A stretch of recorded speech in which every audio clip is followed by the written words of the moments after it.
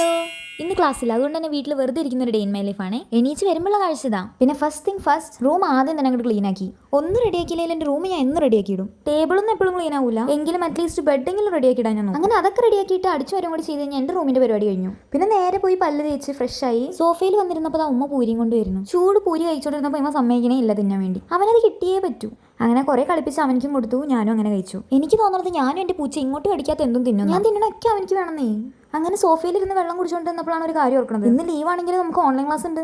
അങ്ങനെ മിസ് എഴുതാൻ തന്നത് എഴുതിക്കൊണ്ടിരിക്കുകയാണ് ഞാൻ. അത് എഴുതി സബ്മിറ്റ് ചെയ്താലാണ് ഇന്നത്തെ അറ്റൻഡൻസ് കിട്ടത്തുള്ളൂ. നമ്മൾ എവിടെയാണെങ്കിലും അറ്റൻഡൻസ് മുഖ്യം. അപ്കമിങ് കോളേജ് കുട്ടികളോട് എന്തൊക്കെ വന്നാലും ഒരു അറ്റൻഡൻസിന് പോലും നിങ്ങൾ വലിയ വില കൊടുക്കേണ്ടി വരും. എന്തായാലും എഴുതാനിരുന്നു. അപ്പോൾ ഒന്ന് ജേർണലും കൂടി ചെയ്യാന്ന് വിചാരിച്ചു. ഇതെന്റെ ഫസ്റ്റ് ആൻഡ് ഹാൻഡ് മെയ്ഡ് ജേർണലാണേ. ഞാൻ തനിയെ കഷ്ടപ്പെട്ടുണ്ടാക്കിയത്. അതൊക്കെ കഴിഞ്ഞ് പുറത്തിറങ്ങിയപ്പോൾ ഉമ്മ എല്ലാം അലക്കി വിരിച്ചിട്ടു. റിക്വസ്റ്റ് ചെയ്യാം, ഞാൻ അടിച്ചുവരി തുടയ്ക്കാം.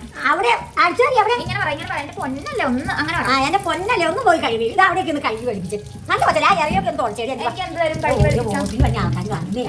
കഴുകി എന്ത് തരും എന്ന് പറഞ്ഞാൽ കഴുകി പഠിപ്പിച്ചാലോ? ഞാനോ ഇറച്ചി ഉണ്ടാക്കി തരാം. അല്ലെങ്കിൽ പൊറോട്ട ഇറച്ചി. ഞാൻ പൊറോട്ട പൊടി അടിച്ചോണ്ട് മൈദ അടിച്ചോണ്ട് അടിക്കും. അപ്പൊ ഞാൻ വലിയമ്മയുടെ അഭ്യർത്ഥന പ്രകാരം പാവല്ലേന്ന് ഓർത്തിട്ട് അടിച്ചുവാരി തുടച്ചു കൊടുക്കാം. അടിച്ചുവാരി തുടച്ചിട്ട് ഉമ്മാനെയും കൊണ്ട് പറയിപ്പിക്കാണ്ട് നല്ല വെച്ചായിട്ട് ഞാൻ പോയി കുളിച്ചു. എന്റെ പൊന്നു അടിച്ചുവാരി തുടച്ച് വന്നപ്പോൾ എനിക്ക് വിശന്നിട്ട് കണ്ണു കാണാൻ പാടില്ല. എന്നിട്ട് കൈ കിട്ടിയതൊക്കെ ഞാൻ എടുത്ത് തിന്നു. ഇത്ര അനുസരണമുള്ള പൂച്ചനെ നിങ്ങൾ എവിടെയെങ്കിലും കണ്ടുണ്ടോ? എങ്ങനെ എടുത്തെന്ന് പറഞ്ഞാൽ അവിടെ നിന്ന് അനങ്ങൂല. പിന്നെ കുറച്ച് റീൽസ് എടുത്തു. 6:30-7 മണിയാകുമ്പോൾ വലിയാപ്പ വന്നപ്പോൾ എനിക്ക് തിന്നാൻ കുറച്ച് സാധനങ്ങളും കൊണ്ടുവന്നു. അങ്ങനെ അതെല്ലാം പാടെ തിന്ന് വലിയാപ്പാക്ക് ഒരു ലിസ്റ്റ് എഴുതി കൊടുത്തു. അങ്ങനെ കിടന്നുറങ്ങി. അപ്പോൾ ഇന്നത്തേക്ക് അത്രേ ഉള്ളൂ. Okay, by.